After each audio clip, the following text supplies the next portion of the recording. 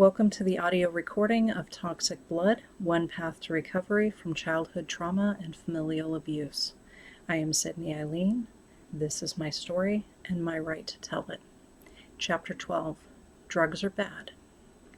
Every time I think about my parents and drug use, I cannot help but think of Mr. Mackey Jr., the school counselor in South Park. Drugs are bad, okay? If South Park had existed when I was growing up, I am pretty sure that would have been a staple statement for my brothers and I, and it would have been perfect for mocking our parents' attitude towards drugs. They frequently delivered trite variations on, drugs are bad, don't ever do drugs. That was it. My parents never specified how drugs were bad or gave specific reasons why not to do drugs because they were so invested in insisting that they knew absolutely nothing about, had never been around, had never done, and would never do any drugs. My parents did not even drink coffee or alcoholic beverages. The stiffest thing in the house was plain black tea, at least until younger brother started throwing drunken teenage benders in the living room, but I'll get to that later. I believe I was in first grade when Mother had a nervous breakdown. It was so bizarre that it stuck with me very clearly. With no prior indication of trouble I knew of, she spent a week hiding in the back of the master bedroom closet, curled up in a ball. I looked in on her a couple times because I wanted to understand what was wrong and wanted to help. But when I did, she screamed hysterically and was clearly beyond the help of a small child. Father told my brothers and I to leave her alone and that she would be fine in about a week. Even he was avoiding the closet and giving her the space she needed to recover from whatever she was going through. He seemed mildly irritated about the inconvenience of having to take care of us by himself, but otherwise was unconcerned. I was not old enough at the time to understand that nervous breakdowns do not have predictable symptoms or an easily predictable recovery time. Mother certainly did seem hysterical and beyond reasoning. That was obvious. I also had a very strong desire to believe my parents were honest, so until my late teens, I was unwilling to question whether or not I was being told the truth. Still, it was very strange, and a lot was obviously left unexplained and open to conjecture. Contacting a doctor was never mentioned, but that was nothing unusual. I had had strep throat twice so far in my young life. The first time I do not remember at all. I was not even school age yet, but I remember being told on numerous occasions that I was sick for multiple weeks before my parents took me to the hospital ER. When I was young, Mother would often mention this to strangers and acquaintances, unprompted, bemoaning her troubles and looking for sympathy, that she and Father did not have the cash to take me to see a doctor, so they were forced to wait until they feared I would die. The second time had been much more recent, but they still waited a week after I came down sick before taking me to the doctor. We now had a trusted family doctor, and around the same time as the breakdown, my parents started seeing a marriage counselor. So despite the family history, seeking professional help was clearly not out of the question. If it had actually been a nervous breakdown, as Father said, it seems reasonable that he would have called a doctor, or better yet, a psychiatrist, about his wife hiding and screaming in a closet. But that did not happen. Instead, Father was a pillar of confidence. She would be fine, and it would take about a week. There were a few other things going on that were impossible for my parents to completely hide, but at the time I did not have the life experience to connect them to the nervous breakdown. Most notable was the fact that Mother and Father's marriage was troubled to the extent that the word divorce was being thrown around, but there was never any reason or context given to us children. All they would say was that they were trying to make the marriage work for our sakes because they did not want the three of us to have to deal with a broken home. They were unified in their silence regarding the reasons they were contemplating divorce. They started seeing a marriage counselor, a practice they continued for many years. Older brother and I later compared a lot of notes about this time in our lives. We both remember the closet incident the same. 1 week dismissed as a nervous breakdown, and then both parents going about their lives as if it had never happened.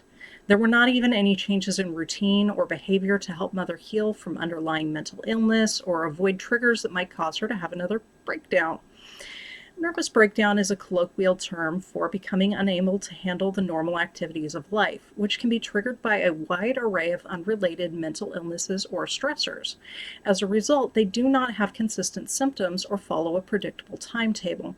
Considering that she wasn't just overwhelmed, but incoherently hysterical, it is beyond unlikely that she would have bounced back a week later like nothing happened.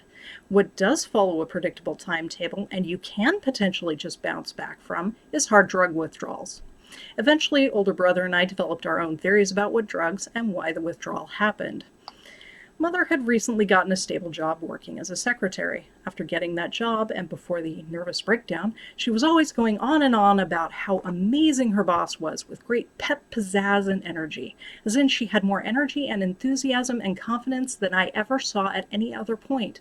And the primary recipient of that energy enthusiasm was a boss that her children had never met. He was not a family friend. Father was not welcoming him over as some wonderful new influence on their lives. Instead, Father was rather brooding every time the man was mentioned.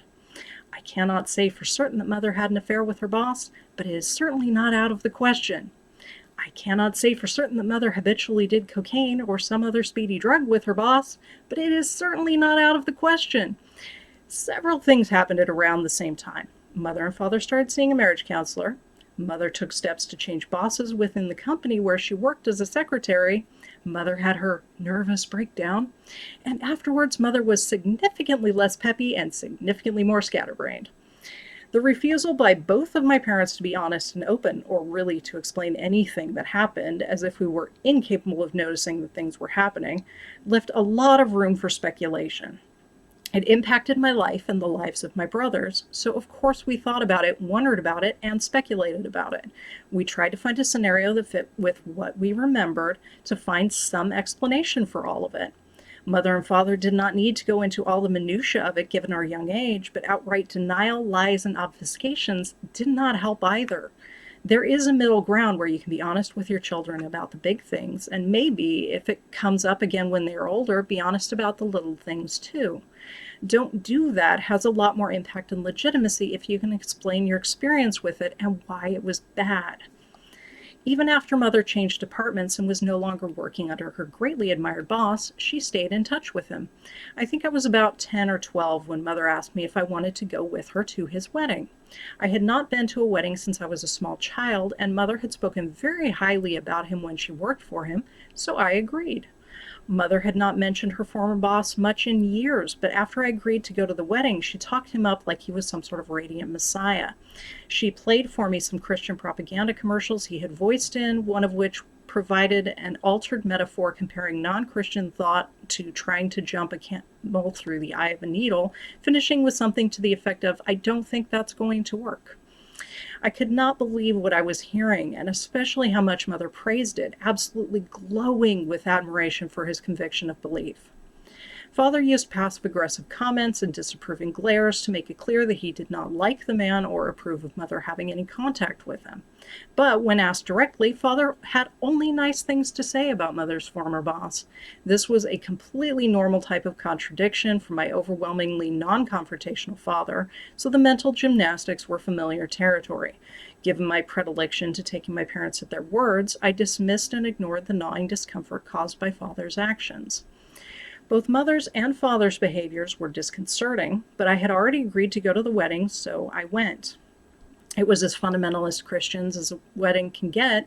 We were seated on the groom's side. Mother knew absolutely no one else there, and other guests kept looking at us like they were confused as to why we were there, leaving me with a depressingly familiar feeling that I was not welcome and did not belong. The only person who seemed happy to see us was her former boss, who was all glowing joy and hugs with Mother for the couple minutes they directly interacted. If Mother stayed in touch with him after the wedding, I do not remember her mentioning it. I am sure Father was much happier for that. As far back as I can remember, Father was a teetotaler. Aside from his prescribed depression medication, I never saw him do drugs, smoke, drink coffee, or even drink a glass of wine or beer. I am all for people choosing for themselves what they do and do not want to imbibe, but he imposed his teetotal existence on Mother as well. I saw her drink a glass of wine once at a dinner party his sister threw. Nothing happened, but Father bullied her about it when he thought no one was within earshot, severely chastising her for enjoying one glass of wine because you know how you get. That was the only time in my life I ever heard Mother or Father say anything that even implied they had personal experience with drugs and alcohol. It was a particularly easy lie to maintain. All they had to do was deny everything and feign complete ignorance. When Diana first started dating older brother, Mother and Father welcomed her warmly. Diana is slightly older than me, and her parents were significantly older when they had her, so most of her cousins were about the same age as my parents. She had grown up seeing how prevalent drug use was in their age group and social circles, which were similar to the ones my parents would have been in. Diana was firmly of the opinion that it would have been impossible for my parents to never be around drugs in their teens, even if they had not personally done drugs. They would have known people who did, and therefore would be at least passingly familiar with how drugs work and how drug use impacted people they knew. Their declarations of complete ignorance were frankly as plausible as claiming they had never ridden in a car. Diana learned about the nervous breakdown, the forbidden glass of wine at the dinner party, and a lot of Mother's other bizarre neurotic behavior.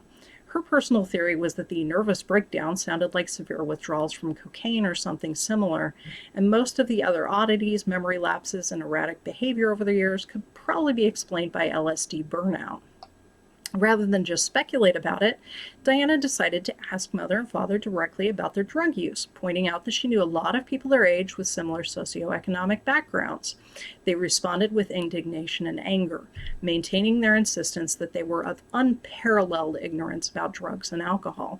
After that, as far as they were concerned, Diana was a terrible influence, and they thought older brothers should break up with her. After all, there was no worse crime than confronting them about one of their lies. I actually did grow up with no real exposure to drugs or alcohol except through school drug awareness assemblies and the natural accumulation of common knowledge. I did not feel inclined to try any drugs. Very few of my friends used drugs, and those that did never used them around me. I did not care about fitting in with the cool kids, so it never even occurred to me to do anything like drugs to try and fit in or seem tough. I never went through a teenage rebellion stage. I never even had a beer until shortly before my 21st birthday. And yet, by the time I was 21, I had at least a passing knowledge of the main attractions and pitfalls of alcohol and commonly available drugs. My parents insisted they were so completely ignorant of drugs and alcohol that they could not say a single thing about them except they're bad. It might have been an easy lie to maintain, but it was not a good one. Given their backgrounds, it would have been factually impossible for them to be as ignorant as they claimed. That is not how human society and culture works. Despite that, I have had people mistake me for a habitual drug user, most often when I was dressing in a punk rock aesthetic on a regular basis in my 20s. The moment I started dressing punk, my father stepped to the conclusion that I was doing drugs. Despite his assertions, he was so ignorant of drugs, he should not have known any of the signs. I love chocolate, the darker the better, including chocolate nibs and baking chocolate. So when I was finally out of my parents' home, I happily enjoyed on average 1 bar of fancy dark chocolate every day. After about a year, I had given myself mild Theobromine poisoning, but of course I did not know what that was or why I started having trouble keeping food down. Theobromine is the chemical in chocolate is bad for cats and dogs. It is also bad for humans, but we have a much higher tolerance for it, so most of the time it is not a problem.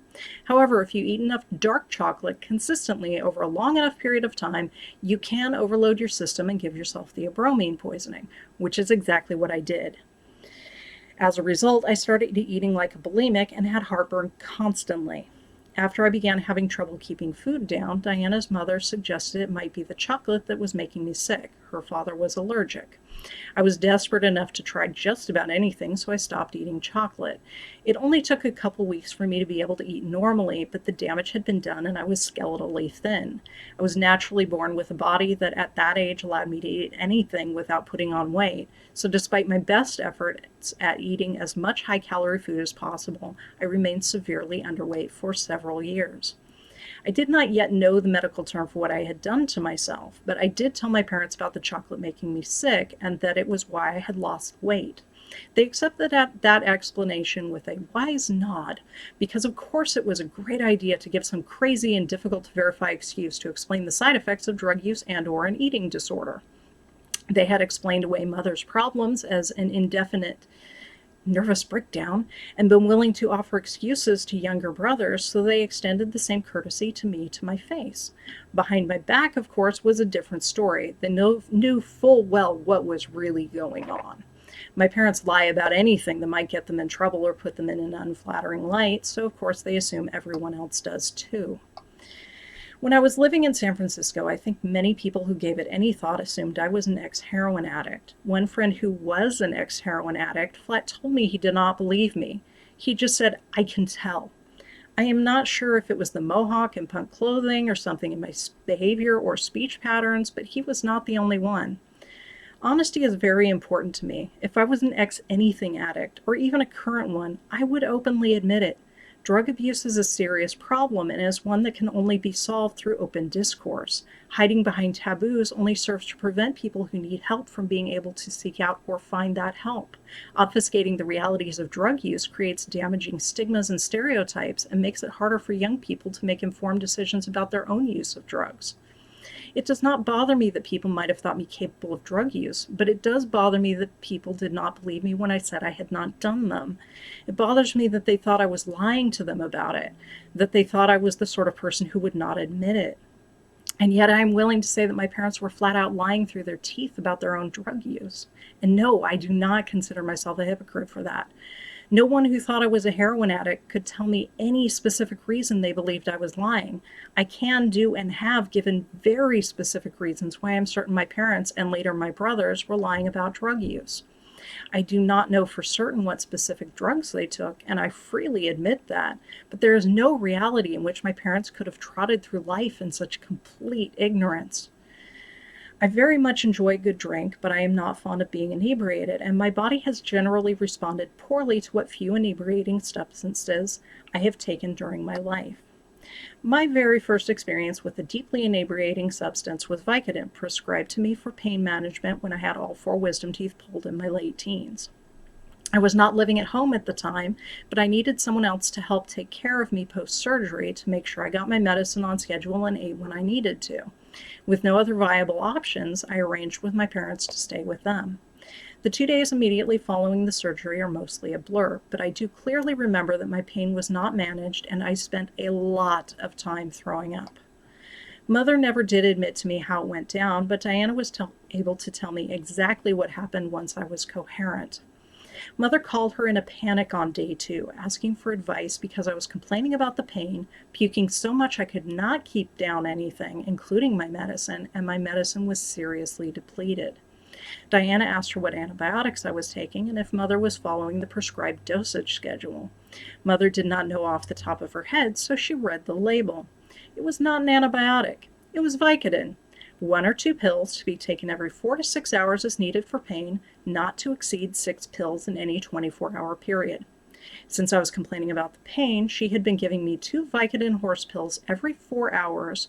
That's 12 pills in 24 hours, or 2 times the maximum dosage, running through a significant portion of the bottle in less than 2 days. If I had not been puking so much, she probably would have killed me. But instead of being sensible about reading the instructions on the bottle, my drugs are bad mom was shoving all the pills down my throat she could manage. I guess since it was prescribed by a doctor, she figured it was perfectly safe to attempt an overdose. Diana chewed her out, told Mother she was at risk of killing me, and told her in no uncertain terms to not give me any more Vicodin. Mother followed Diana's instructions, and within a day my head was clear and I had stopped vomiting. I was also acutely aware of the fact that my pain levels did not increase 1 iota for the lack of Vicodin. Apparently, I'm one of those people it does not help. Diana and her parents were a wonderfully sane influence regarding drugs and alcohol. They believed in moderation and responsible use. They also believed most drugs were a bad idea, but they had actual reasons for believing that, and acknowledged that if you were going to do drugs, you should at least do it responsibly. I had alcohol for the first time at their place, and the first time I got mildly drunk, it was on rum cake Diana and I made together. I did not like beer when I first tried it, and I still greatly dislike IPAs, but I did like cider and wine. I also liked Irish whiskey and scotch, but not bourbon whiskey, and I loved the taste of rum. On my 21st birthday, Diana and older brother hosted a very modest birthday party. Diana was attending UC Davis, so the 3 of us and another friend went on a pub crawl in Midtown Sacramento. I received a free large and strong boat drink at each place we went, so I was pretty well sloshed before the 4 of us returned to Diana and older brother's apartment in Davis. I was too drunk to make good company, so Diana and the other friend, who she had not seen in a while, were busy catching up in the other room. That left older brother and me alone in the living room. Most of the night is frankly lost to me, but my brain did hold on to a few details with amazing clarity. I remember kneeling on the living room floor, staring at a small antique yellow glass filled with rum, watching how the liquid stuck to the glass and slowly oozed down the inside. I remember the smell of the rum and how it no longer tasted as delightful as it had before. I remember older brother telling me, "Come on, have a little more, it's your birthday." I remember him filling the cup repeatedly, even though I did not want more, and tried to tell him so. I remember crawling into the bedroom on my way to the bathroom when I realized I was going to puke. I remember sobbing in the shower, vomiting into the drain while water ran over my naked body, crying and miserable. I remember waking up the next morning, staying curled in a fetal position, unable to eat or drink anything other than dry toast, feeling like death warmed over. At the time, I thought older brother was my best friend. Diana later told me that older brother had given me half a Costco handle of rum on top of the drinks I had enjoyed while we were out. She and our other friend had no idea he was giving me any alcohol until I came crawling past heading for the bathroom. I do not remember it, but I vomited all over the bathroom. From what I was told, our friend came very close to punching older brother over his mistreatment of me. I am generally not the sort of person to let myself be pushed around, but I am also not surprised that in this particular case I was pressured into drinking vastly more alcohol than I wanted. First, I was already very drunk. Second, he never let my glass get empty, so I genuinely had no concept of how much I was drinking. Third, I had never been truly drunk before, so I had no experience dealing with it and no tangible awareness of my boundaries. Fourth, I had self-confidence issues that manifested in some areas of my life, but not others. Last, but certainly not least, I believed older brother was my best friend, so I trusted him completely and did not believe he would do anything to hurt me. After that, just the smell of rum was enough to make me retch. 20 years later, I could finally handle the taste of rum, but I do not think I will ever enjoy it again. Alcohol poisoning can do that to you. When I was living in San Francisco, I realized that I was allergic to smoked marijuana. On the couple occasions when I attended parties or the rare instance of seeing a band perform, there were always at least a few people who lit up indoors. At one particular party, I ended up talking with a couple guys who were simultaneously praising the benefits of smoking marijuana and decrying the evils of smoking cigarettes while getting significantly baked. I was put off by the preaching tone of their conversation, but only knew one person at the party, so I stayed where people were willing to include me. I accepted the joint whenever it passed my way, and I proceeded to get stoned for the first time in my life. It was not fun. I found myself babbling, feeling like a complete moron, and eventually sobbing because of the unfiltered idiocy coming out of my socially anxious mouth around people I had never met before. I also ended up with a migraine before I left the party. Most of my adult life, I have gotten migraines without auras. Very rarely, maybe once or twice a year, usually with strong phonophobia. It takes them a day or two to develop and a day or two to go away. The migraine I got at the party set in very quickly, was more generalized, and went away after about a day. When I told people that I thought the marijuana might have given me the migraine, the typical response was that that was impossible. Marijuana is a miracle drug, and it helps with headaches. It certainly was not going to give someone a headache. It was also very common to be outright scoffed at for even suggesting it was possible to be allergic to marijuana. Clearly, I was imagining things. Only I was not imagining things. I was not around marijuana frequently, but when I was, usually at parties or concerts, I always walked away with at least a very bad headache. I did not directly smoke it again for more than a decade because I hated feeling stoned, but secondhand smoke alone was enough to give me a headache or a migraine. I was in my late 30s before I was willing to try smoking marijuana again, and that time it was not to be sociable or to get stoned. It was at the worst part of my chronic illness and desperate to try anything that might give me relief from the pain and other symptoms. A friend who was visiting had a marijuana prescription and offered me a bowl to see if it might help. I knew I would probably get a migraine from it, but I was willing to take that risk if it might provide relief from my ongoing symptoms. It did take the edge off, but it also gave me a killer headache, so in the end I decided it was not enough help to be worth it. About a year later, I got stoned with another friend for the same reason and had about the same reaction. Fast forward a few more years, and marijuana became legal in California. I was staying with a friend whose daughter was severely disabled and smoked marijuana habitually to help manage her symptoms. She was conscientious of my allergy and tried to be careful about exposing me to secondhand smoke, but mistakes happened and I was mildly exposed on a fairly frequent basis. I did not consider it a big deal until one day we both failed to notice that the window between us was open a crack and I got a few good lungfuls of secondhand smoke before closing the window completely. I was rewarded with my first ever migraine with visual auras. I was still desperate for something that might help take the edge off the chronic pain, so I tried CBD oil to no effect.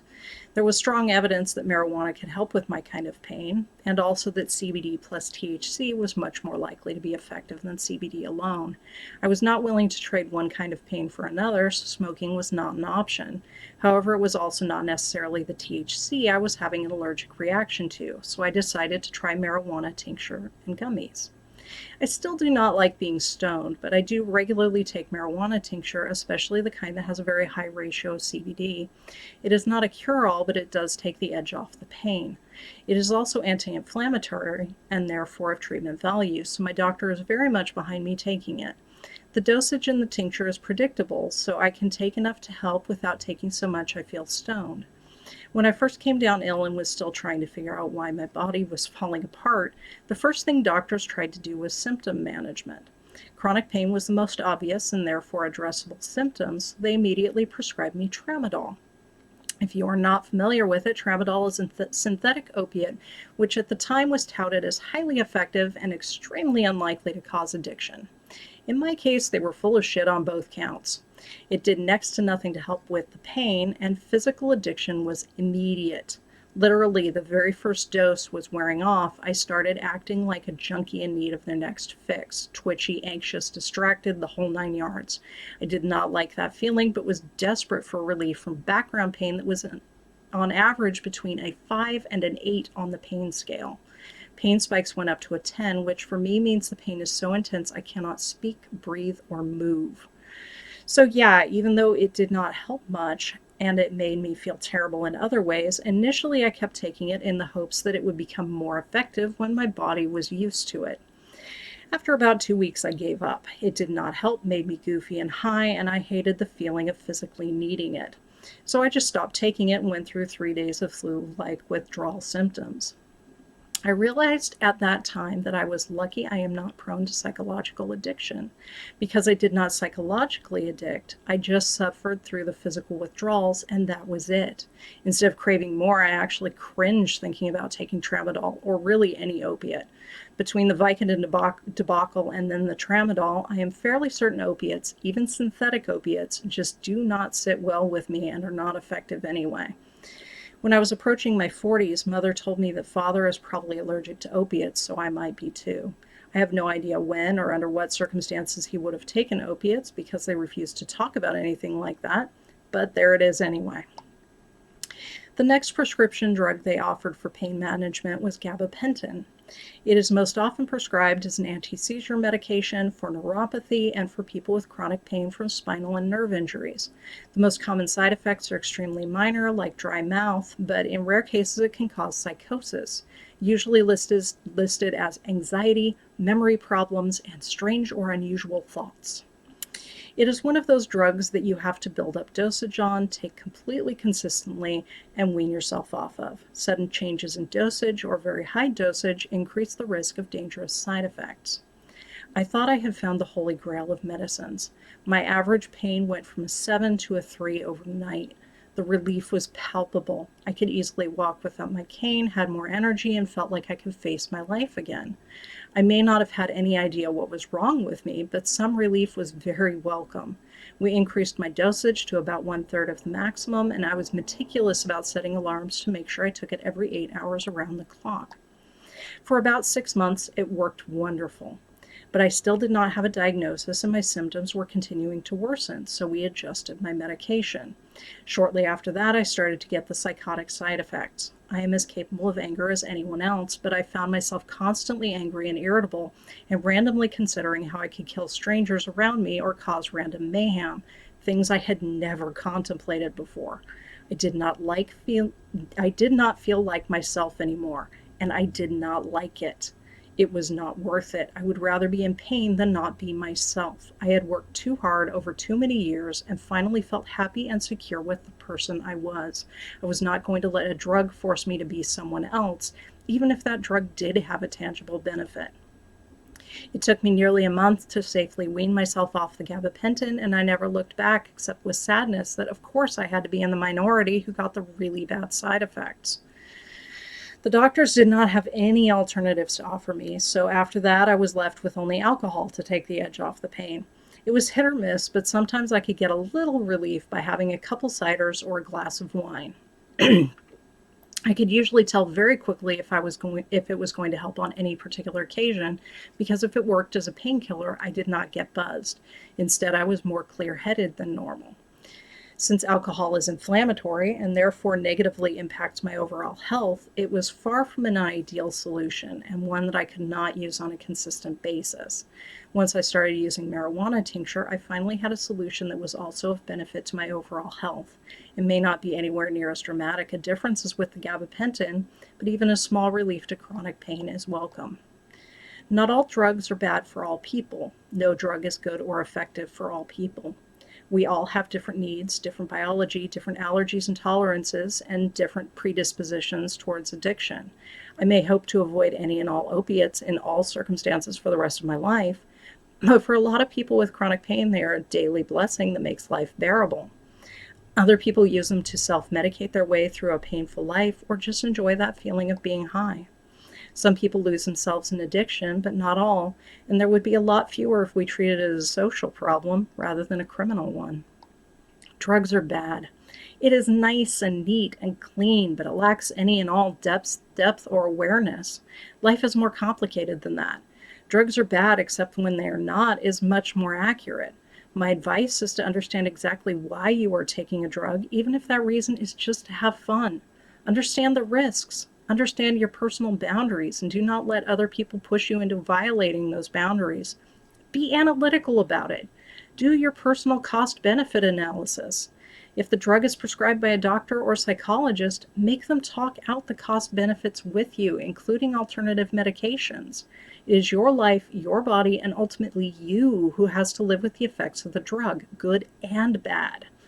Have children? Do not be a hypocrite like my parents. Teach your child how to weigh the potential benefits and drawbacks and talk to them about your reasons for your opinions. That way, instead of blindly knuckling under social pressures, either do it or don't do it, your child has a prayer of making informed decisions. If young people are able to consciously understand why they do not want to do something, they are much more likely to be able to resist when pressured to violate their boundaries. If they do try something, they're also much more likely to be able to process what is good or bad about it and feel able to talk to you if they need help or advice. Younger brother started bringing alcohol into the house when he was in his mid-teens. I have no idea who was buying it for him, but there was usually at least one giant plastic bottle of vodka in the closet in his room. The whole family knew it was there, and Mother decided it was okay for him to do that because she would rather he did that at home than somewhere else where he could get hurt. This did not change until Diana teased him about plastic bottled alcohol being garbage fit only for cleaning wounds. After that, he had a very large glass bottle of almost as cheap vodka tucked in his closet. Around the same time, younger brother also started holding drunken teenage parties in the living room when the whole family was home. Mother's only condition was that they keep the volume down so the rest of his family could sleep. For the most part, they obliged because, well, that was pretty amazing for them to be able to hold a drunken teenage party anytime they wanted with only one very minor condition attached. Once in a while, we had to go ask them to turn down their music, but that was it. They could get as drunk as they wanted, and then younger brother's friends would all pile into their cars and drive home. I do not know how many times I heard Mother justify it by saying, at least he isn't driving home drunk from a party somewhere else. She and Father were lucky none of his friends ever got in an accident driving home drunk from the party at their house. I do not know if he, and by extension Mother and Father, were providing the alcohol, but at the very least, by providing a consequence-free drinking location, younger brother was no longer a social outcast. Through drugs and alcohol, he found friends and social groups where he felt included. According to Mother's sister, Mother's drug of choice as a teen was psychedelic mushrooms. Diana had long suspected that Mother exhibited signs of LSD burnout, including long-term memory loss, neurotic behavior, and an often scatterbrained way of approaching everything. There was no way that Mother was going to answer truthfully, so when we had the opportunity to talk to Mother's sister at younger brother's wedding, that question worked its way into the conversation. My aunt laughed and said Mother and Father had done every drug they could get their hands on, but magic mushrooms were Mother's favorite. Unlike my parents, who lived their lives in a constantly changing web of lies, Mother's sister has always been honest with me, so I trust her. It is also the explanation that makes the most sense based on my parents' actions that consistently contradicted their words. There were 2 other incidents I witnessed with younger brother that make me strongly suspect that he was doing more than just alcohol, even if alcohol was his primary drug of choice. On both occasions, Mother and Father went along with whatever explanation he gave, or even offered their own, so he did not have to admit to drug use. One evening, younger brother came out of his room nearly incoherent with pain. He writhed around on the floor in agony, occasionally saying that his back hurt, but mostly that he just hurt. I thought we should take him to the emergency room immediately. Younger brother managed to say that he did not want to go. Mother and Father looked at each other and then said they could not afford an ER visit unless it was absolutely necessary, and instead he should take some Advil and see if that helped. So they gave him Advil, and we all waited, watching helpless as he writhed around on the floor in obvious agony. At the time, I had no personal experience with severe pain, but I did not doubt his pain. Even now, after everything I have been through, I do not doubt his pain. There is a visceral quality to sudden onset severe pain, and I do not doubt if he was registering an 8 or 9 on the pain scale. I kept asking our parents to take him to the doctor, but they kept wanting to wait. After a couple hours, the pain subsided, and he went to bed. Without any attempt to diagnose the problem through a doctor, my parents decided it must have been his back, that he had slipped a disc or something like that. Yep, that was the ticket. Bad back. I am not saying teenagers cannot end up with a slip disc. It happens, and it is serious, and it can cause absolutely excruciating pain. However, if you have a slip disc, you are unlikely to be moving around on the floor, rapidly changing from fetal to prone, rolling over, and generally quickly moving through all possible positions, hoping to find relief for multiple hours. When I have thrown my back out as an adult, I tried to move as slowly and as little as possible, and once I was able to get in a position where I was laying on my back, I stayed there because even small movements were made of pure molten agony. Father had a bad back, and his behavior when it would go out mirrored my later experience. He would gingerly and slowly make his way to the floor, lay on his back, take a large dose of anti-inflammatory medication, and try to move as little as possible. Younger brother's behavior was as far from the behavior of someone with a bad back as you can get. However, prior to MRIs, having a bad back was difficult or impossible to objectively diagnose, and also a fantastic excuse to get him out of any physical activities he did not want to do anyway. Otherwise, it had no obvious impact on his life. He still did all the physical activities he was interested in doing, and without any changes to make those activities easier on his back. He still lifted things with his back, roughhoused with his friends, and spent most of his at-home time sitting hunched in front of a computer or video game console.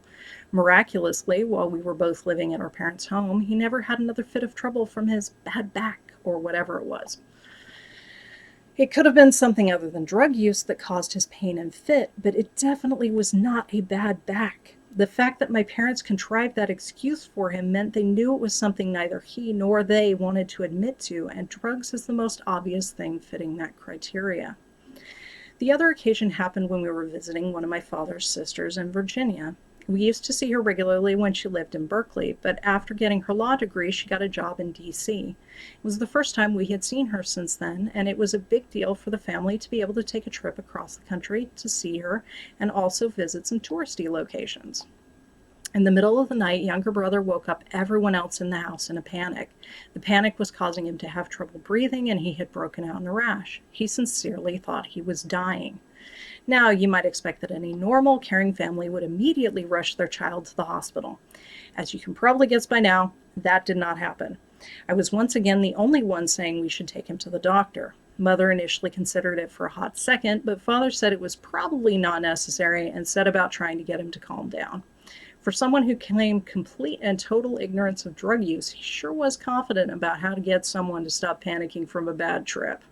Someone suggested it might be a bad allergy reaction, so he was given a couple Benadryl. After some time, younger brother calmed down. His breathing steadied, and the rash started going away. He looked sheepish. We all went back to bed. Following up on the allergy suggestion, the next morning Mother and Father questioned younger brother about what he had eaten the day before. They finally fixated on some almonds he had had that evening, several hours before the incident. It must have been a sudden onset nut allergy. Mystery solved. He had trouble breathing, was flushed, and had a rash, so anaphylaxis it was. So, according to my parents, anaphylaxis can successfully be treated by a couple of Benadryl and some smooth talking to stop the panic. There was no trip to the doctor for a firm diagnosis. There was no concern to prove that nuts were genuinely the problem, or if it was something else. If it had been anaphylaxis and they were wrong about nuts being the source, that would have meant he was avoiding the wrong trigger and at great risk of an even stronger and potentially deadly reaction. There also was no concern for obtaining an EpiPen for him in case of accidental exposure. Still, that was their story and they were going to stick with it. Younger brother proceeded to avoid all nuts or nut-like items, including peanuts, a legume, and seeds, macadamia nuts, pine nuts, sunflower seeds. If he got slightly flushed or had trouble focusing, he would blame it on some unknown or accidental exposure to nuts, but never again had a particularly noteworthy reaction. I guess it was worth it to maintain the ruse, because when I saw him a decade later, he was still avoiding nuts and all semi-similar seeming non-nut food items. What that told me was that he had not bothered to do any real research into what a tree nut allergy was or how to be careful about it, which seems insane to me if you believe you are prone to anaphylaxis from tree nuts. I do not doubt that the nut allergy is in his medical record, but for good reasons, all that is required is to simply fill out the allergies box on a form. He might even have an EpiPen for it by now, based solely on his declaration of the allergy. When older brother started drinking, I was roommates with him and Diana. She came from a house where they had a liquor cabinet full of nice to very nice bottles of assorted hard liquors, some of which her parents had been sipping out of for almost 40 years. It was bizarre to her that she could not keep alcohol in the house, but when she tried, it would quickly disappear. Early on, older brother would not buy his own alcohol, but he would drink whatever she bought. By the time they married, she could not even keep cooking wine in the kitchen. It might be safe for a week or two, but if he had just one sip of wine or beer, he would not stop until every last alcoholic liquid in the house short of rubbing alcohol was gone. Older brother could not handle his liquor. Sometimes he would just sit in a corner and get drunk. Other times he would try to fight imaginary enemies and break things in the apartment. Usually he got mean. Over time, though, both Diana and I stopped tolerating him when he was drunk, so older brother usually got into the alcohol when we were not home. We lived together in Davis, California, and then in Santa Rosa, California. Despite the distance, he networked with friends in the San Francisco Bay Area, and after he and Diana married, he started going to drunken and drug-filled parties that were hours from our apartment. At first, Diana went to a few with him, and I came along for one camping trip. The highlight of the camping trip was most people pooling money to buy magic mushrooms and the person sent to get them disappearing with the cash. Other than that, it was alcohol and, for me at least, awkward conversation. Diana was not thrilled about older brother running off to those sorts of parties, in large part because she had been there and done that and had no interest in doing it again. They were married, and she thought trying to make a future together. At the same time, she was not going to tell him what he could and could not do, or who he could and could not be friends with. She did not try to stop him, but she did let him know how she felt about it, and that it was an especially terrible idea in his case because he was incapable of controlling himself when inebriated. When he walked out on the marriage, he did so when Diana and I were not home. He took everything he wanted, including things that were very obviously not his, among which were some of my clothes and bedding and Diana's jewelry and antique book collection. He also murdered our goldfish, so after that I had no interest in seeing him outside of helping Diana serve him divorce papers. It was a great many years later before I saw him again. Older brother admitted to being an alcoholic, but insisted he was a functional alcoholic. He really was not, but he had gotten better at pretending to be functional when he wanted to. One of the more egregious examples of his status as a non-functional alcoholic happened when his significant others insisted that he get a job and he started driving for Uber. However, most of the time he was going to a liquor store, buying whatever he wanted, driving off to a quiet spot, and drinking all of it when his significant others thought he was working. Sadly, this sort of crippling addiction runs in both sides of my family. Not that I knew that until I was in my late 30s. Because of my chronic illness, I pinned Mother down and told her I needed to know the family medical history. I had grown up very removed from any other relatives, so if my parents did not tell me, they did not, no one else could. This is particularly insane because the family medical history included a propensity for colon cancer starting in the 40s. At no point before this had my parents mentioned that I would need to screen for colon cancer if I maybe did not want to probably die from it. If I had not developed a chronic illness, I am sure I would still have no idea. Along with the other medical details, Mother grudgingly told me about addiction and mental illness among relatives outside my immediate family. The exact drugs vary from person to person, as do the exact natures of the mental illnesses, but there are a large number of relatives on both sides who have such problems. Mother was familiar with and shared with me many of the details. The only one I had heard about previously was one of Father's brothers. When I was a child, I was told he started using drugs in Vietnam and it ruined his life. End story. Which brought me flying back to my parents' stonewall insistence that they knew absolutely nothing about, had never been around, had never done, and would never do any drugs or even alcohol. Fucking bald-faced liars without a leg to stand on.